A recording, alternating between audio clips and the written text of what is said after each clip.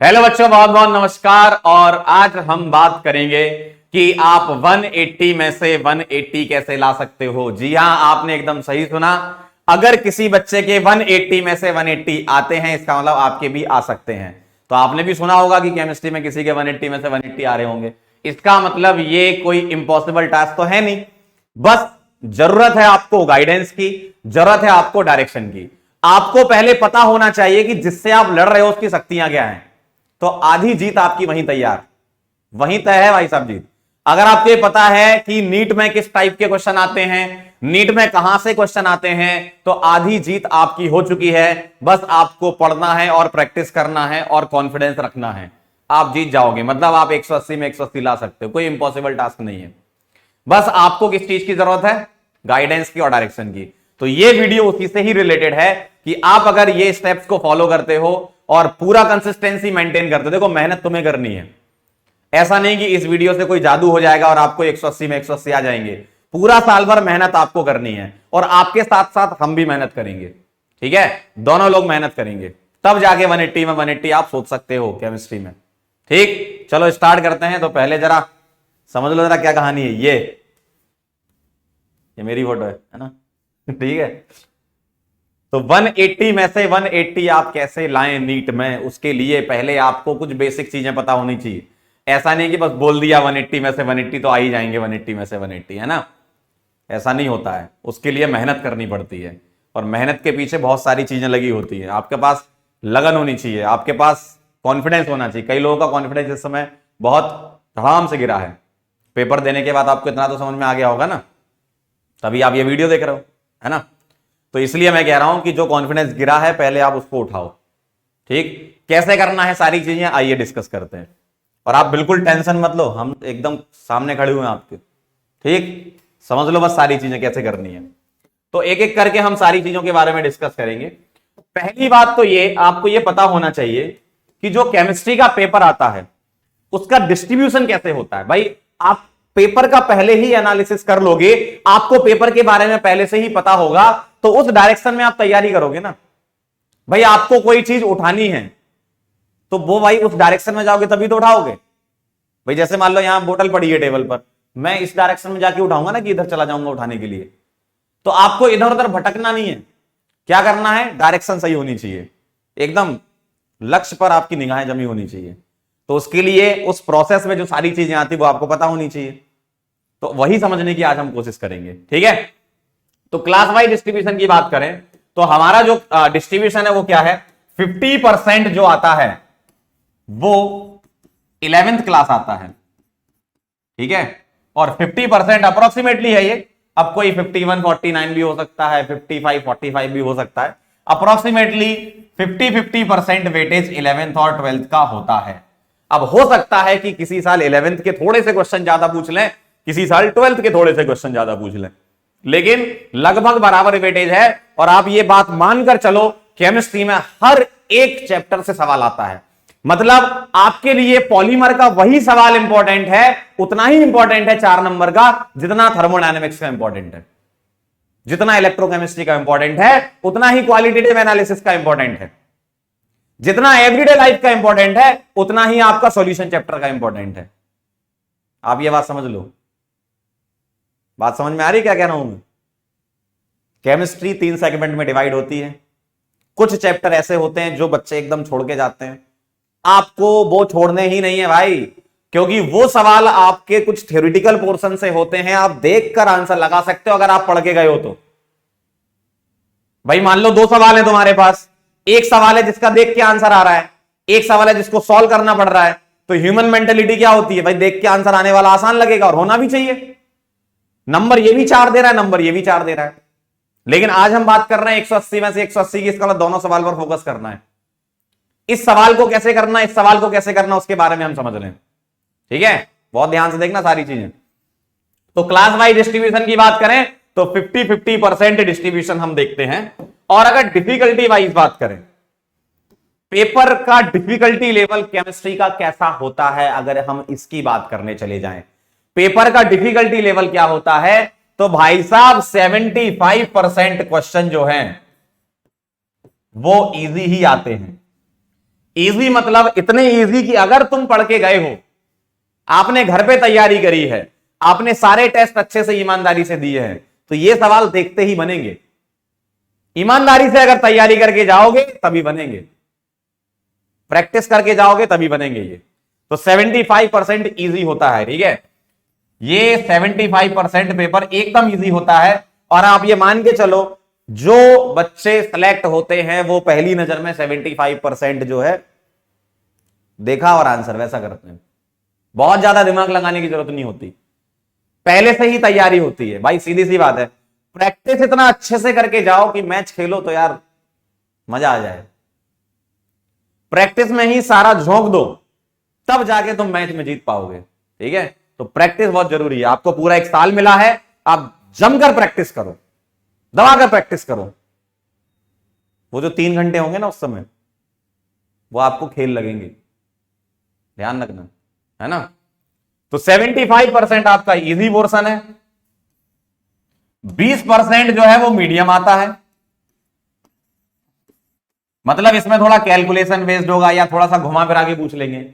और 5% के आसपास अगर हम बात करें तो ये हार्ड क्वेश्चन होते हैं, और ऐसे कोई हार्ड नहीं होते, बस उस पर्टिकुलर चैप्टर की गहराइयों को नापने के लिए 5% सवाल पूछे जाते हैं। जो डिफरेंस क्रिएट करते हैं वो जो आते हैं ना 720, 715, 705, उनमें और 690 वालों में आप देखो जरा।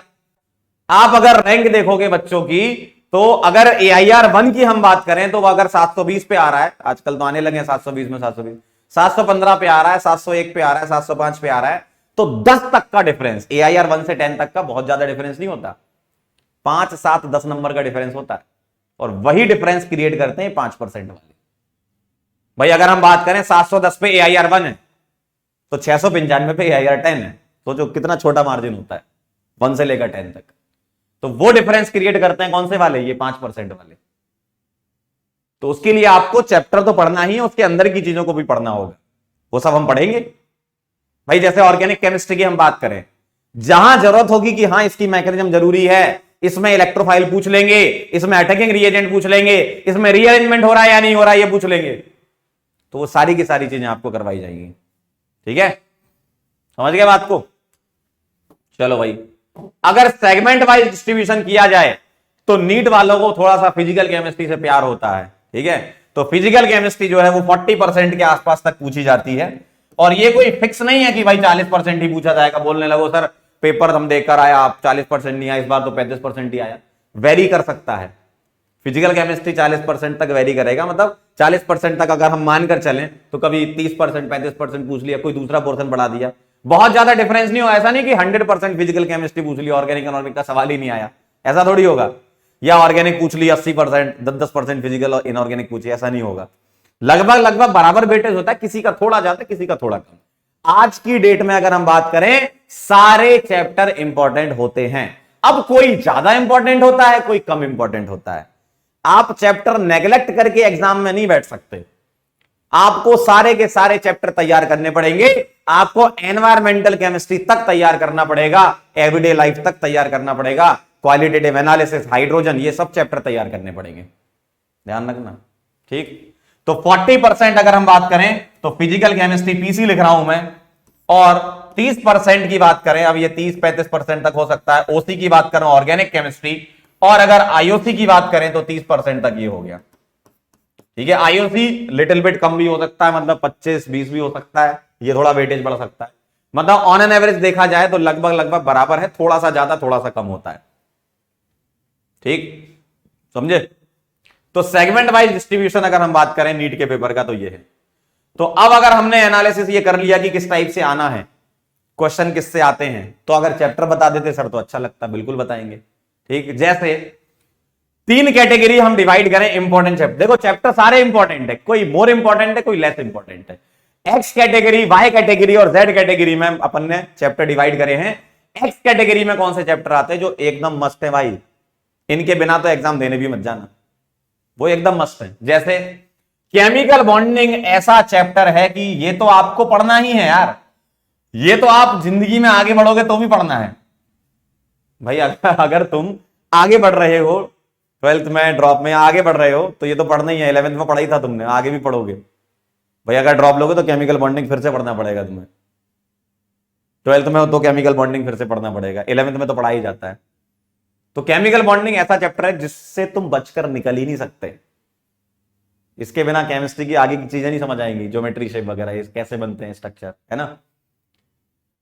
सेकंड चैप्टर जो इंपॉर्टेंट है वो जीओसी, जनरल ऑर्गेनिक केमिस्ट्री। नाम भले ही जनरल ऑर्गेनिक केमिस्ट्री, लेकिन इसी में ही मैक्सिमम ऑर्गेनिक केमिस्ट्री इसी के अंदर समाई हुई है।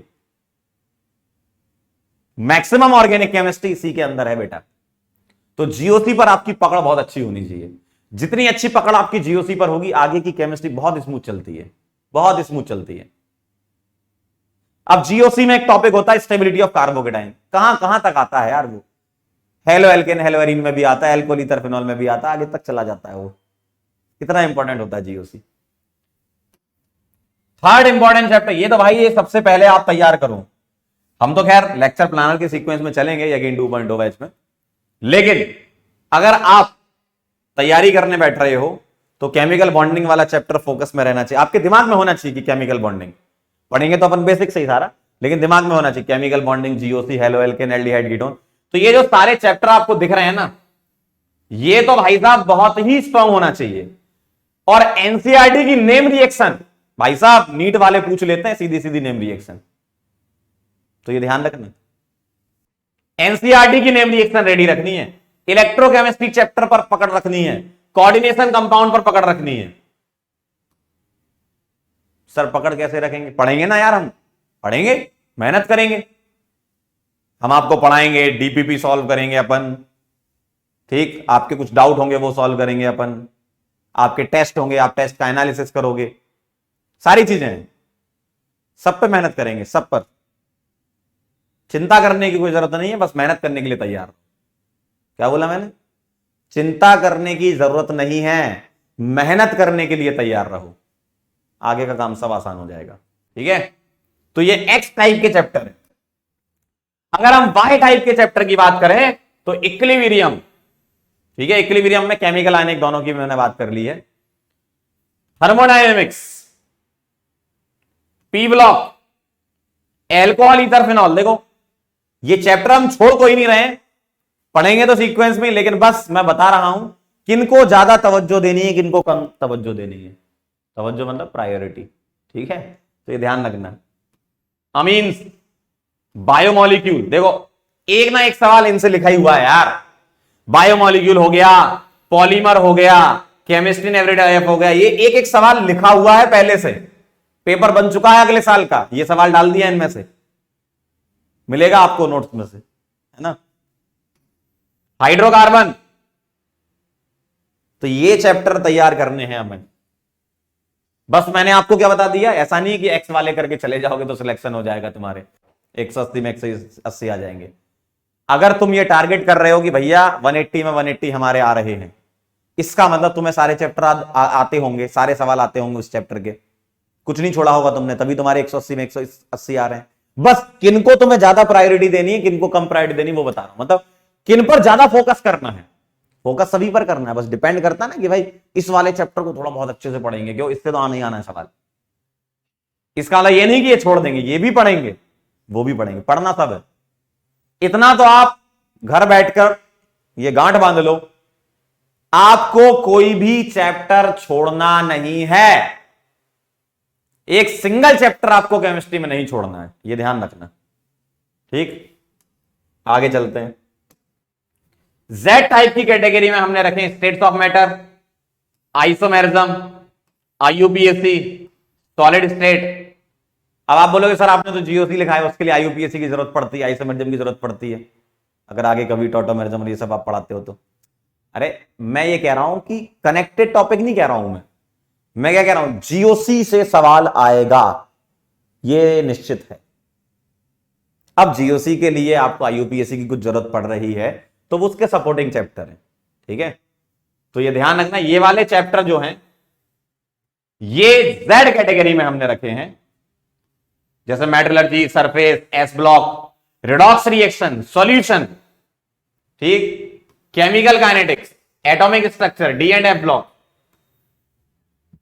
इसका मतलब ये नहीं कि ये छोड़ने हैं। फिर मैं बोल रहा हूं एक्स वाई और जेड टाइप के आप गलत तरीके से मत लेना। जो मैं समझा रहा हूं मेरे शब्दों का अर्थ समझना। आपने पूरी केमिस्ट्री पढ़नी है, आपने पूरी केमिस्ट्री तैयार करनी है, लेकिन जब आप रिवीजन करने जाओगे तब की बात है ये।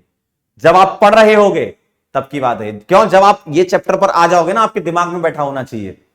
जैसे ही केमिकल बॉन्डिंग चालू हुआ, आपका दिमाग हाइपर एक्टिव हो जाना चाहिए। जैसे ही जीओसी चालू हुआ, हाइपर एक्टिव हो जाना चाहिए कि इनके बिना जिंदगी अधूरी है।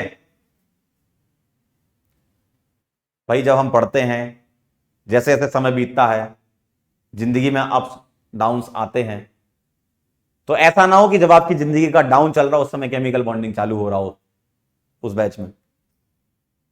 तो आपको हमेशा एक्टिव रहना है। अगर आपकी जिंदगी का मान लो डाउन भी चल रहा है ना, और केमिकल बॉन्डिंग, तुरंत अप हो जाओ, तुरंत अप पर आ जाओ, ज्यादा इंतजार मत करो। तो मैं ये बता रहा हूं कि ये जो चैप्टर हैं एक्स वाई और जेड कैटेगरी के, ये जब आप रिवीजन करोगे तब तो आपको काम आएंगे ही आएंगे कि पहले इनको खत्म करेंगे, फिर इनको करना तीनों है। पढ़ते टाइम भी आपको ध्यान रखना है कि किसको आपको हाइपर एक्टिव वाले मोड में ले चलना है, किस चैप्टर को। ठीक है, क्लियर एकदम? चलो भाई, अब हम समझ लेते हैं। एक थ्योरी है भैया, DCFA थ्योरी। जब आप पढ़ो किसी चीज को, केमिस्ट्री में कोई भी चैप्टर आपके सामने आता है, आपके पास होनी चाहिए एक डेफिनेशन। आपके पास क्या होनी चाहिए? डेफिनेशन।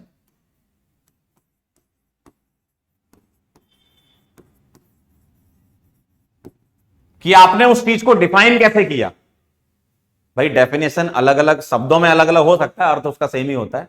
हो सकता है कि आपको जो हम डेफिनेशन लिखवाएं, किसी बुक में आपको कुछ और डेफिनेशन मिल रही, कहीं और कुछ और डेफिनेशन बताई, तीनों का अर्थ सेम ही रहेगा, बस शब्द थोड़े आगे पीछे हो सकते हैं, अर्थ उसका सेम रहेगा। तो डेफिनेशन मतलब उसकी फील, कि वो जो कॉन्सेप्ट है वो डेफिनेशन से आप फील डेवलप करोगे, है ना, और उस फील को आप कन्वर्ट कर लोगे कॉन्सेप्ट में। तो डेफिनेशन के बाद आप उस पर्टिकुलर टॉपिक का कॉन्सेप्ट डेवलप करोगे। डेफिनेशन आपने पढ़ी, क्या कॉन्सेप्ट है इससे रिलेटेड वो समझा, फिर आपने फॉर्मूला लिखा। भाई कॉन्सेप्ट आपने समझ लिया, फिर आपने फाइनल फॉर्मूला लिखा। उस फॉर्मूले का आपने क्या किया? एप्लीकेशन। ये आप पूरा प्रोसेस फॉलो करोगे।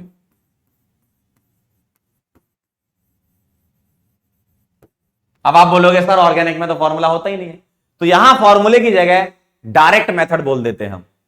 किसी भी सवाल को करने के डायरेक्ट मेथड होते हैं। मैंने शुरू में बोला था 75% इजी आते हैं क्वेश्चन। उन इजी में से डायरेक्ट देखकर होने वाले सवाल बहुत सारे होते हैं, और उनमें अगर ऑर्गेनिक का आ गया, डायरेक्ट मेथड लगाकर आप आंसर कर सकते हो। ठीक, अब जैसे इनऑर्गेनिक में आ गया तो उसमें भी दिमाग में स्ट्रक्चर होनी चाहिए तुम्हें कि भैया KMnO4 का स्ट्रक्चर कैसा होता है, K2Cr27 में कितने Cr डबल बॉन्ड हो, कितने Cr सिंगल बॉन्ड होते हैं, इसकी रिएक्शन इससे होती तो क्या बनता है, ऑक्सीडेशन का डिफरेंस क्या आएगा ऑक्सीडेशन नंबर का। तो इस टाइप की चीजें आप यहां पर करोगे। ठीक है, तो फॉर्मूला मैंने लिख दिया, तो ये फिजिकल केमिस्ट्री आप समझ रहे होगे इससे। लेकिन ऑर्गेनिक और इनऑर्गेनिक में यहां पर क्या आ जाएगा? डायरेक्ट मेथड, कि किस तरीके से आपने याद किया है वो हम आपको बताएंगे कि कैसे याद रखना चीजों को, और उसको अप्लाई करना है उसके लिए क्वेश्चन प्रैक्टिस करेंगे। तो आप पूरी चीज समझ लो, डेफिनेशन, उससे रिलेटेड क्या कॉन्सेप्ट है, फॉर्मूला क्या है, देन एप्लीकेशन। इसको बोलते हैं DCFA थ्योरी। अगर आपने ये लगा ली, लास्ट तक आते आते क्वेश्चन बनने लगेंगे। भाई बचा क्या? मान लो कोई टॉपिक आपने पढ़ा, क्या डेफिनेशन है भाई साहब उसकी, कैसे डिफाइन किया इसको, उस डेफिनेशन से रिलेटेड कॉन्सेप्ट क्या है, और उस कॉन्सेप्ट से फॉर्मूला फाइनल निकालना। देखो आपको एग्जाम में कम टाइम में सवाल करना होता है, ये बात आप भी मानते हो, हम भी मानते, जनता मानती है, पूरा हिंदुस्तान मानता है कि एग्जाम में आपको सवाल तुरंत से पहले सॉल्व करना होता है। इसका मतलब आपको कोई सवाल आया तो उससे रिलेटेड फॉर्मूला अगर याद होगा तो डायरेक्ट अप्लाई करके आंसर कर दो।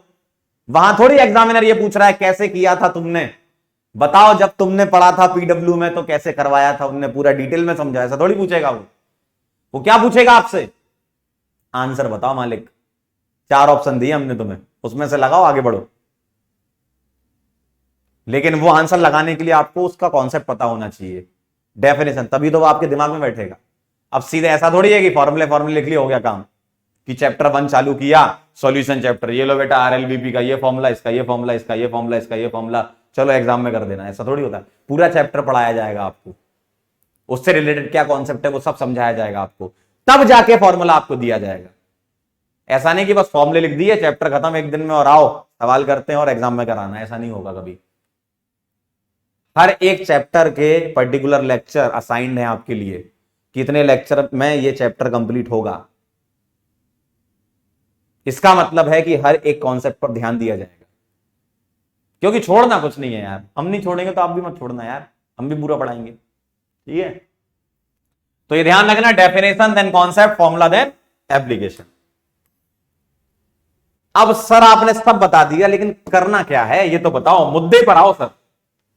आपने सब ज्ञान दे दिया, मुद्दे पर आओ, क्या कहानी आप बताना चाह रहे हो, तो क्या करना चाहिए उसके बारे में हम बात कर रहे हैं, जिसमें हम भी आपका पूरा साथ देंगे। जैसे शुरुआत करेंगे हम, सभी बेसिक चैप्टर को आपको तैयार करना है जिस पर बेस्ड केमिस्ट्री होती है। जैसे अगर मैं बात करूं फिजिकल केमिस्ट्री की, तो मोल कॉन्सेप्ट के बिना आप ये सोचना भी मत। तो बेसिक चैप्टर आपको तैयार करने हैं, मोल कॉन्सेप्ट जो है उसको अच्छे से तैयार करना है फिजिकल केमिस्ट्री की, काफी समस्याएं दूर हो जाएंगी इससे, है ना। एटॉमिक स्ट्रक्चर, पीरियोडिक टेबल, ये तैयार करोगे आप किसके लिए,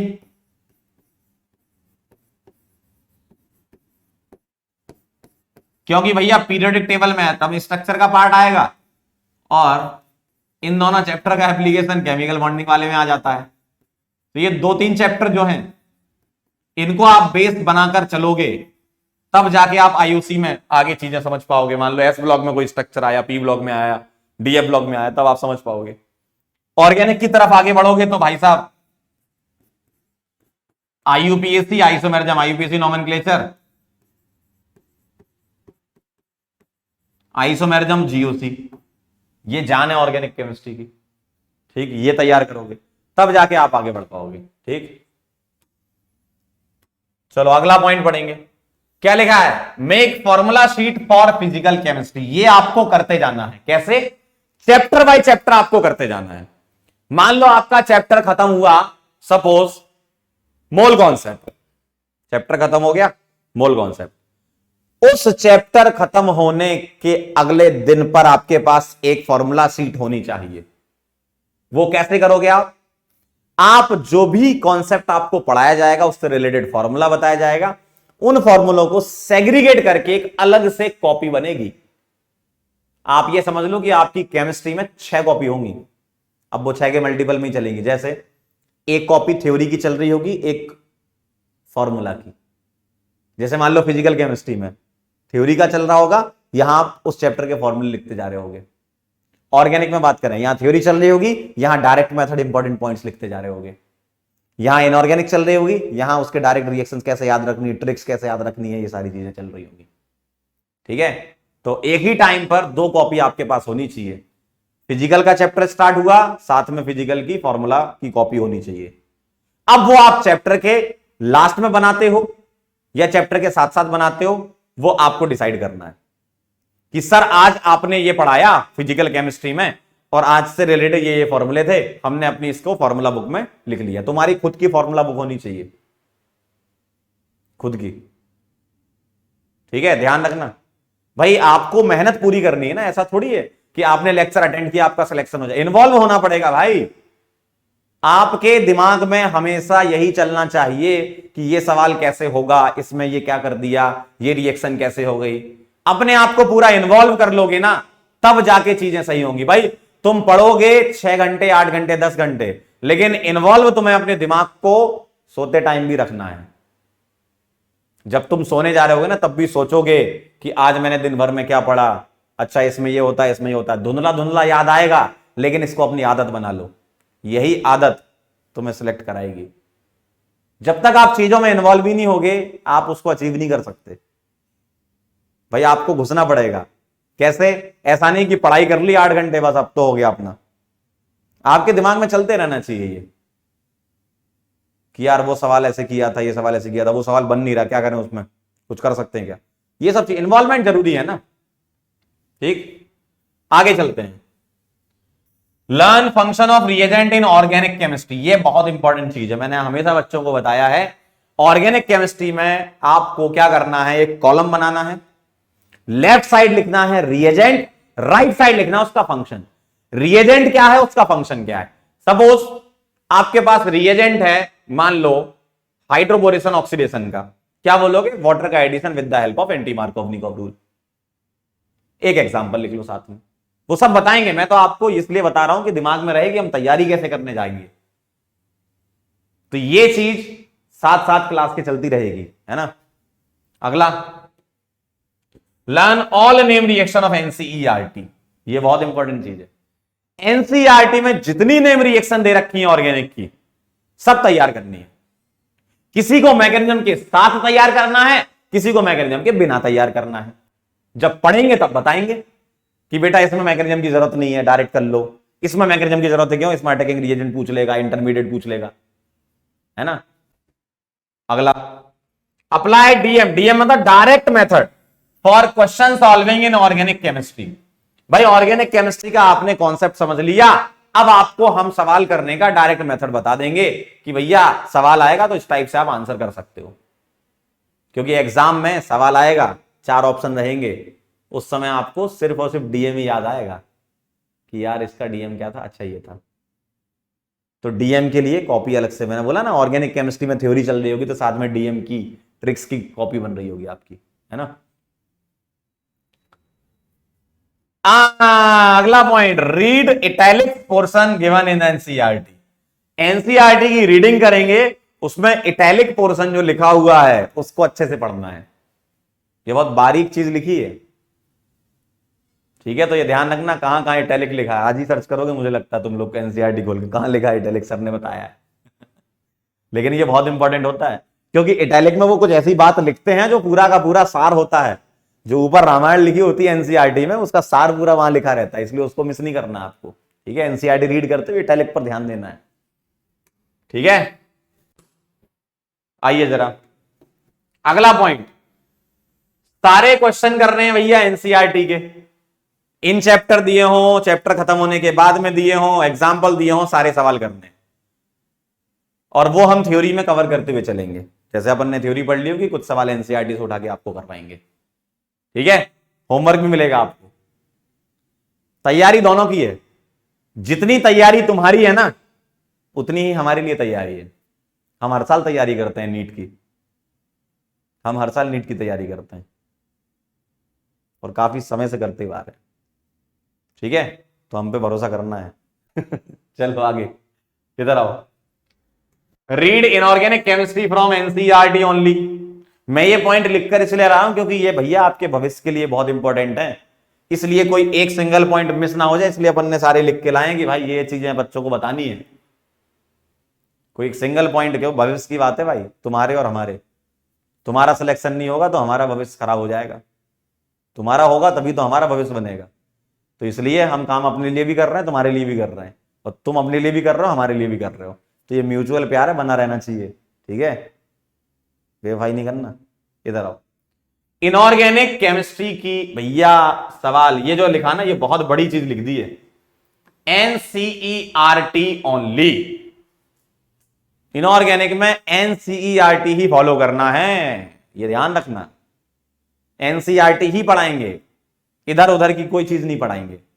एनसीईआरटी, मैं तो कह रहा हूं सभी लोग यहां पे टैटू बनवा लो, एनसीईआरटी टेम्परेरी बनवा लो।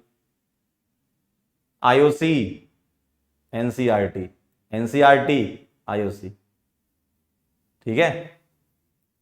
और भैया पीवाई की तो खैर हम लोग सॉल्व करते ही हैं, मतलब हम लोग कराएंगे पीवाई की आपको, ठीक है। ये ध्यान रखना 2009 से 19 तक के तो मस्ट है, उसके पहले के कर रहे हैं वो भी करेंगे। 2008, 7, 5, 4, 92, 95, 96, 99 सबके करेंगे चैप्टर के साथ। चैप्टर के साथ कर लेंगे, चैप्टर के बाद कर लेंगे, हो जाएगा आपका, ठीक है। तो पीवाई के सॉल्व करने हैं, आप लोगों को भी अपनी तरफ से प्रयास करना, पीवाई के ऊपर फोकस करना है। और भैया मॉक टेस्ट देने हैं अपन को, करवाएंगे हम मॉक टेस्ट, मॉक टेस्ट देने, ये ध्यान रखना। जितने ज्यादा टेस्ट आप अटेम्प्ट करके जाओगे उतनी आपकी एग्जाम में भाई एग्जाम में आप बैठते हो, काफी घबराहट होती है। अभी इस बार भी मैं नीट के जो पेपर था ना, मॉर्निंग में भी गया था, कोटा में हूं मैं वैसे, मॉर्निंग में भी गया था, इवनिंग में भी गया था। मॉर्निंग में बच्चे बहुत डरे हुए थे। मैंने बच्चों को यही बोला कि भाई साहब आपको डरने की जरूरत नहीं है, अगर तुमने तैयारी करी है तो किसी से नहीं डरना, बिंदास होके आप जाओ, पेपर दो यार। देखो आपका काम क्या है, पढ़ाई कर ली, रिवीजन कर लिया, पेपर देने जाओ ना। डर क्यों रहे हो, किससे डर रहे हो, अंदर कौन बैठा है, कोई भूत थोड़ी बैठा है अंदर। तो डरना किसी से नहीं है, सबसे पहले एग्जाम का फियर निकालना होगा। एग्जाम का फियर कैसे निकलेगा, मॉक टेस्ट। जितने ज्यादा आप मॉक टेस्ट दोगे, माहौल घर पे ही होना चाहिए। देखो एग्जाम का माहौल आप घर पे ही बना लो ना। जब भी आप सवाल कर रहे हो, क्वेश्चन सॉल्व कर रहे हो, टाइम सेट करके करो। मान लो आपने डिसाइड किया आज मुझे 20 क्वेश्चन करने हैं, 20 क्वेश्चन मुझे करने हैं, तो 20 मिनट लगा लो ना यार। बने नहीं बने वो अलग बात है, कम से कम उस प्रेशर को तो रिलीज करो, और वो मॉक टेस्ट से होगा। अब आप बोलोगे सर सिलेबस तो भाई नहीं, हम कैसे दे दें मॉक टेस्ट। जो क्वेश्चन भी प्रैक्टिस कर रहे हो, मान लो आपको डीपीपी मिल रही है, उसको भी टाइम सेट कर लो कि अच्छा इस डीपीपी में 15 सवाल है, 15 मिनट या 20 मिनट, इतने में मुझे करना है। कितने बनना है कितने नहीं बनना उसकी बात नहीं, हमें 20 मिनट बैठकर ये 15 क्वेश्चन सॉल्व करने हैं। 10 बने 5 नहीं बने, फिर से उसको संघर्ष करो 5 में, छोड़ना नहीं है, फिर से संघर्ष करो 5 में, फिर बनाओ उनको। नहीं बन रहा है डाउट पूछो, नहीं बन रहा है सॉल्यूशन देखो, छोड़ो मत किसी सवाल को। लेकिन इस प्रोसेस को जल्दी कर लो। ऐसा नहीं 15 क्वेश्चन की डीपीपी है, 2 क्वेश्चन आज लगा रहे हैं, 2 कल लगा रहे हैं, 2 परसों लगा रहे हैं, 3-4 हफ्ते के बाद 2 लगा रहे हैं, ऐसा नहीं करना। डेली प्रैक्टिस प्रॉब्लम, उसका नाम ही है डीपीपी, तो उसके साथ जस्टिफिकेशन तुम्हें करना पड़ेगा, डीपीपी, डेली प्रैक्टिस प्रॉब्लम। तो डेली ही करना है उसको, छोड़ना नहीं है ना। और ये वाली बात जो है ये बहुत इंपॉर्टेंट है, टेस्ट का एनालिसिस करना जरूरी है, कई बच्चे नहीं करते हैं। भाई आपने टेस्ट दिया, अब आपको टेस्ट देकर आ गए, अब आप आगे बढ़ गए, अगला चैप्टर चालू हो गया। आपने ये तो एनालाइज किया ही नहीं कि मैंने जो टेस्ट दिया उसमें मेरे कितने गलत हुए, और जो गलत हुए वो किस कॉन्सेप्ट से रिलेटेड थे, वो कॉन्सेप्ट मेरा वीक है, मैं उसको सुधार लूं। एनालिसिस से यही होता है ना, आप अपनी गलतियों से सीखते हो और गलतियां मिनिमाइज कर दो। देखो गलतियां कभी खत्म नहीं होंगी, ये बात आप दिमाग में रख लो, गलतियां कभी खत्म नहीं होंगी। गलतियों को मिनिमाइज कर करके इतना मिनिमाइज कर लो कि भाई साहब जब पेपर देने जाओ ना, तो आपको इतना कॉन्फिडेंस रहे कि भाई साहब सारे क्वेश्चन बना दूंगा मैं। और अगर यही कॉन्फिडेंस पेपर जाते मतलब एंटर करते टाइम एग्जाम हॉल में आप घुस रहे हो कि यार आज तो फोड़ देंगे, तब आपके 180 में 180 बन पाएंगे। अगर आपके अंदर ही कॉन्फिडेंस नहीं है, आप जा रहे हो बस ऐसे ही चलते हैं, पेपर है नीट का है हाँ दे देते हैं, ऐसे नहीं। कॉन्फिडेंस होना चाहिए, पेपर देने जा रहा हूं मैं।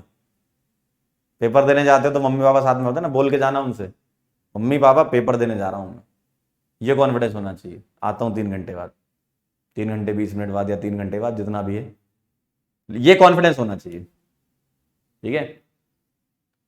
और भाई साहब शॉर्ट नोट्स आपके होने चाहिए, और वो मैंने बता दिया है, शॉर्ट नोट्स रिवीजन के लिए बहुत इंपॉर्टेंट रोल प्ले करते हैं। जैसे फिजिकल में आपने फॉर्मूले लिख लिए, उससे रिलेटेड छोटा मोटा कॉन्सेप्ट जो भी होता है वो लिख लिया, जिससे आप कनेक्ट कर पाओ कि बड़ा कॉन्सेप्ट क्या था, बड़ी पिक्चर क्या थी, वो तो समझने के लिए होता है। एग्जाम देने जाओगे तो छोटी छोटी पिक्चर बनी होनी चाहिए, जब एग्जाम देने जाओगे छोटी छोटी पिक्चर बनी होनी चाहिए कि मान लो काइनेटिक्स का सवाल आया फर्स्ट ऑर्डर का, तो अच्छा ये इसमें फॉर्मूले थे, दिमाग में सबसे पहले फॉर्मूले ही क्लिक होंगे पूरा। भाई फर्स्ट ऑर्डर मान लो 2 लेक्चर में करा, 2 लेक्चर तुमको याद आएंगे ही नहीं, तुमको वो 2 लेक्चर याद एग्जाम में आएंगे नहीं, सवाल सामने होगा फॉर्मूला याद आएगा कि यार इसमें कौन सा वाला फॉर्मूला लगाना था, ठीक है। तो वो तैयार करना, फॉर्मूला तो याद तब होगा ना जब कॉन्सेप्ट समझोगे, तो वो कॉन्सेप्ट समझना भी जरूरी है। और शॉर्ट नोट्स बना लो, रिवीजन में बहुत काम आते हैं, ठीक है। तो काफी चीजें मैंने आपको बता दी हैं कि जो तैयारी में आपके हेल्प करेंगी।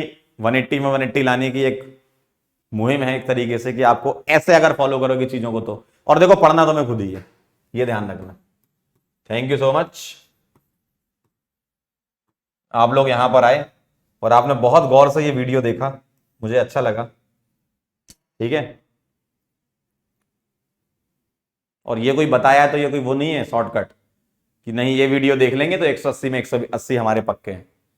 ये चीजें हैं जो आपको 180 में 180 लाने की मदद करेंगी, मतलब मैक्सिमम क्वेश्चन आप सॉल्व कर पाओगे, ये वो चीजें हैं।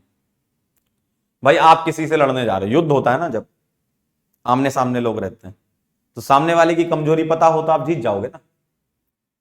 तो सामने वाली कमजोरी क्या है? आईओसी एनसीईआरटी से पूछता है, कर लो आप। सिलेबस से बाहर थोड़ी जाएंगे यार, इतना तो समझो ना, सिलेबस ही तो है यार, और क्या ही चीज है। सिलेबस से बाहर जाएंगे बोनस हो जाएगा, सिलेबस ही तो है, इससे ही पूछना पड़ेगा ना भाई। जो एनसीईआरटी में लिखा है उसी से ही तो पूछेंगे।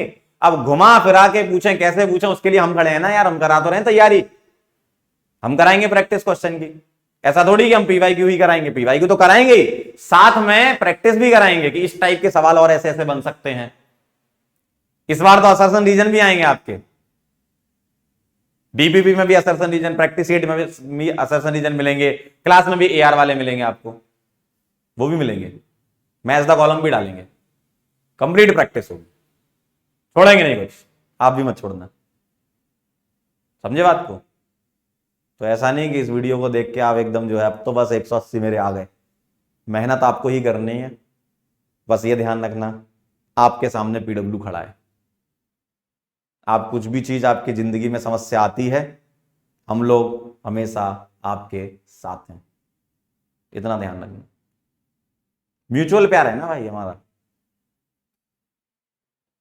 बस बरकरार रहेगा, ठीक है। तो बेटा मिलते हैं फिर किसी और वीडियो में, तब तक के लिए ओके बाय।